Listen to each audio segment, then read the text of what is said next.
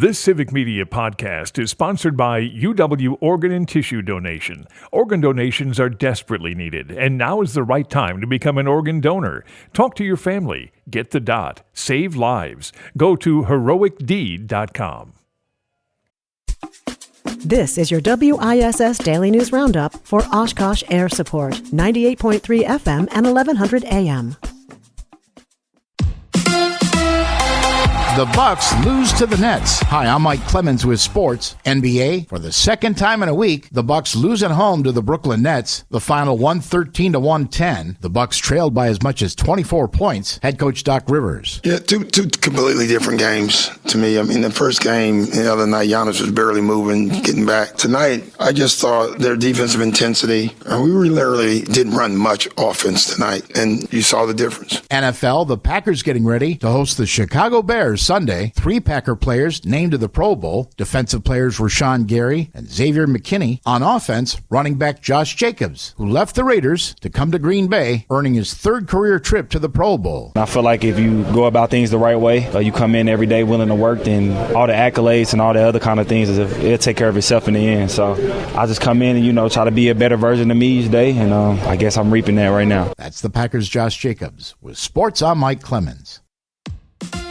On your entertainment beat, I'm Pete Schwaba. Are you looking for a drastic New Year's resolution that might lead to immortality? A new documentary called Don't Die might be for you. The film chronicles rich tech guy Brian Johnson's quest to not only live forever, but turn back time when it comes to the body. He wants to be 18 again, and thanks to some controversial methods, likes his chances. In the film, viewers will see Johnson's routine, which according to Variety, includes a daily regimen of taking 130 pills, dinner at 11 a.m., going to bed at 8:30 p.m., working out for 90 minutes a day, and weekly MRIs, skincare treatments, plasma exchanges, and a type of gene therapy that is not approved by the FDA. That wasn't enough. Instead of celebrating his birthday every 12 months, Johnson does so every 19 months. And it only costs $2 million a year. The documentary is only 88 minutes long. I'm guessing Brian Johnson wanted it to be much longer.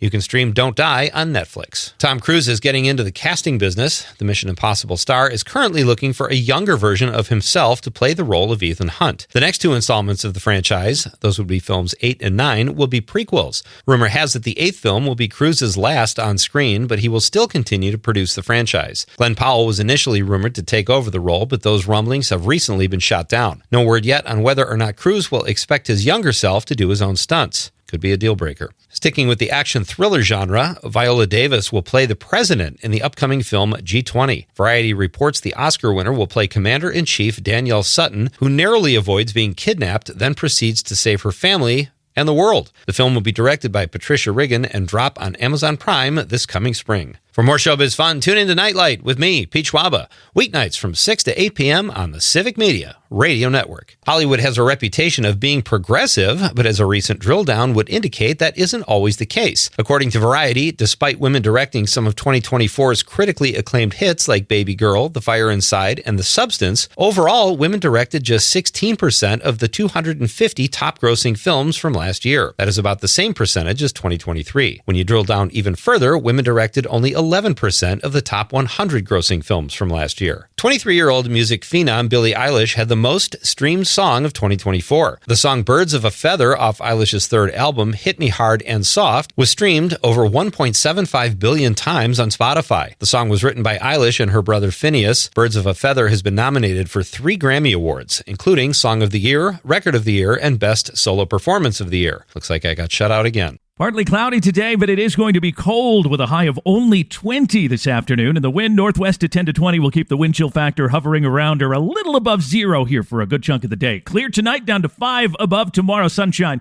with a high of 18. I'm meteorologist Sean Cable. Current temperature 13. That's your WISS Daily News Roundup from Civic Media. Subscribe to this podcast on Spotify, Apple, or wherever you find your podcasts. Find more news at WISS.FM.